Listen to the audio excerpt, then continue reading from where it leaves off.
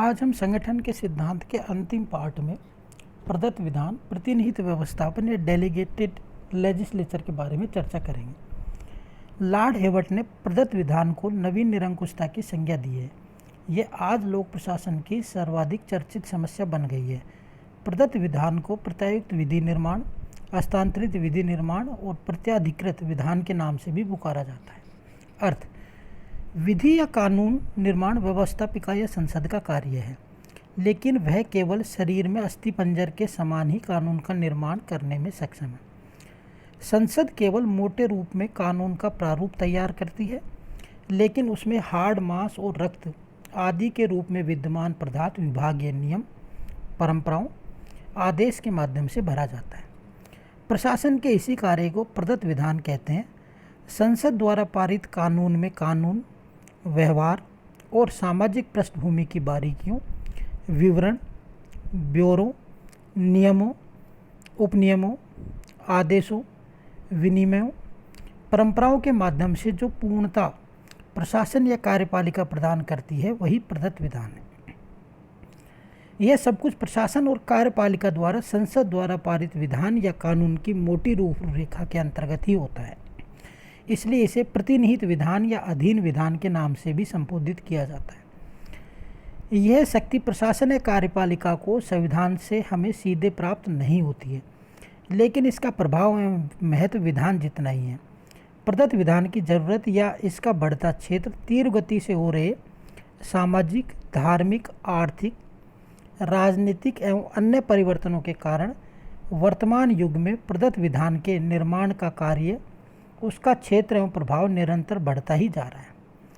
कल्याणकारी राज्य की अवधारणा ने राज्य के कार्यों में तीव्र गति ला दी है, अतः संसद द्वारा तीव्र गति से कानून बनाए जा रहे हैं। अत्यधिक कार्यभार के कारण संसद कानून की मोटी रूपरेखा निर्धारित कर देती है, जिसे समाज की ज़रूरत के अनुसार प्रशासन और कार्यपालिका विस्तृत रूप देकर सजाती, संवारती और विकसित करती है। प्रदत्त विधान संसद के पास समयाभाव के कारण जरूरी हो गया है। दूसरा, कानून बनाने का कार्य अत्यधिक तकनीकी होने के कारण और सांसदों के राजनीति से जुड़े होने के कारण उनका तकनीकी ज्ञान का अभाव सांसदों में होने के कारण प्रशासन और कार्यपालिका को ही उसे विस्तृत स्वरूप विधान की सीमा में तैयार करना पड़ता है। तीसरा, समाज अतिशीघ्र बदल रहा है, अतः समाज की परिवर्तित परिस्थितियों में कानून में बदलाव का कार्य भी तीव्र गति से होना जरूरी है, लेकिन संसद के पास समय की कमी के होने के कारण यह कार्य प्रशासन को ही करना पड़ रहा है। चौथा, कभी कभी कानून में तत्काल संशोधन की जरूरत होती है और संसद अत्यधिक कार्यभार से दबी होने के कारण या संसद का अधिवेशन न होने की सूरत में कानून में तत्काल परिवर्तन प्रशासन द्वारा किया जाना जरूरी होता है। जस्टिस महाजन ने कानून में तत्काल परिवर्तन प्रशासन द्वारा किया जाना जरूरी होता है। जस्टिस महाजन ने भी अपने एक निर्णय प्रदत्त विधान को समय की जरूरत बताया।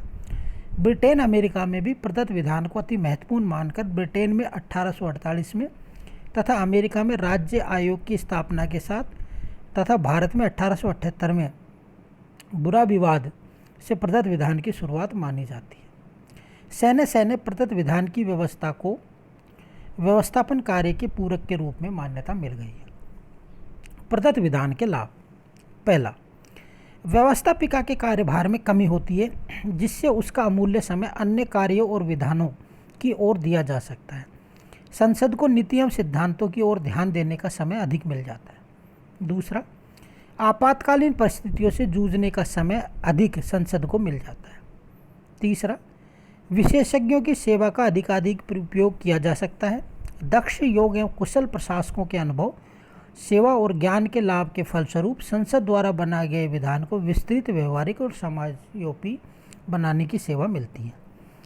नेक्स्ट है, जनता की भावना से चूंकि प्रशासन सदैव सामना करता रहता है, अतः प्रदत्त विधान निर्माण के समय जनता की ज़रूरतों के अनुसार कानून में नियमावली को भी शून्यता से भरा जाता है।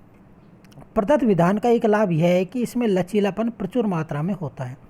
ज़रूरत के अनुसार प्रशासन बिना देरी किए कानूनों में छोटा मोटा परिवर्तन करके कार्य की गति में तीव्रता ला सकता है।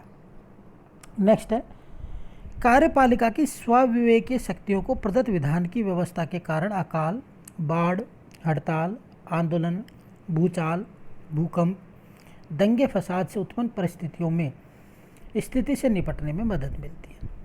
प्रदत्त विधान से होने वाली हानियाँ भी पर्याप्त है, जैसे अगर प्रशासन कानून की सीमा को लांघने का आदी हो जाए, तो इसी कारण लॉर्ड हेवर्ट ने इसे नवीन निरंकुशता की संज्ञा दी है। रैमजे मेयर लिखते हैं कि संसद ने अपनी असली शक्ति अधिकारी वर्ग को सौंप दी है, जो पर्दे की ओट में अत्यधिक वास्तविक शक्ति का प्रयोग कर रही है। प्रदत्त विधान की हानियाँ: कार्यपालिका और प्रशासन की निरंकुशता की संभावना बढ़ जाती है, जिससे जनता की स्वतंत्रता और उसके अधिकारों में निरंतर कमी आ रही है। दूसरा, लोकहित के स्थान पर प्रशासनिक अधिकारी अपने संगठित हितों की ओर अधिक ध्यान देते हैं।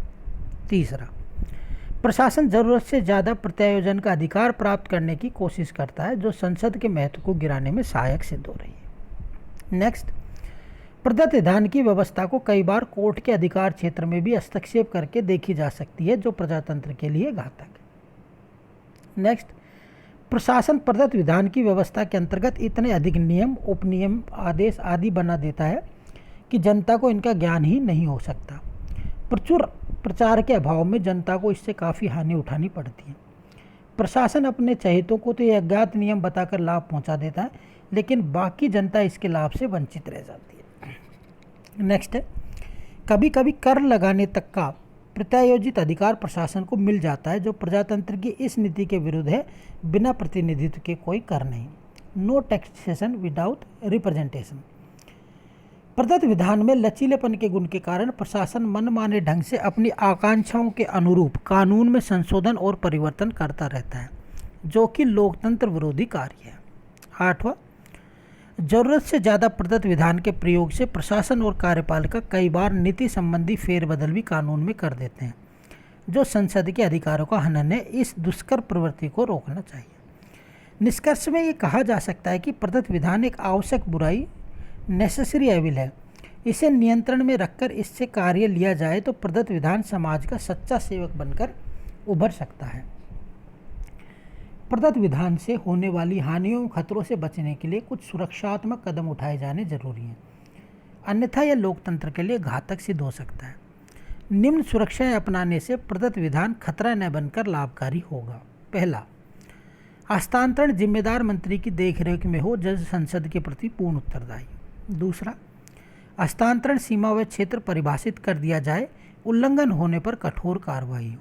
तीसरा, समय समय पर आयोजित विधान की समीक्षा संसद की समितियों व कोर्ट द्वारा होनी चाहिए। नेक्स्ट, करारोपण का क्षेत्र प्रदत्त विधान से दूर रखा जाए। लास्ट, प्रदत्त विधान की एक प्रति संसद के पटल पर रखी जाए और संसदीय समितियां उसकी समय समय पर समीक्षा करें। भारत व ब्रिटेन में ऐसा किया जाता है, यह सराहनीय। भारत में सन 1953 में अधीनस्थ विधि निर्माण समिति की स्थापना की गई। इस समिति की शुरुआत डॉक्टर भीमराव अंबेडकर की सिफारिश पर की गई। इस संसदीय समिति का अध्यक्ष प्राय विरोधी दल का नेता होता है तथा इसका कोई मंत्री सदस्य नहीं बनाया जाता। समिति इस बात की जांच करती है कि प्रदत्त विधान क्षेत्र के अंतर्गत पहला, विभाग ने सीमा में रहकर कार्य किया है।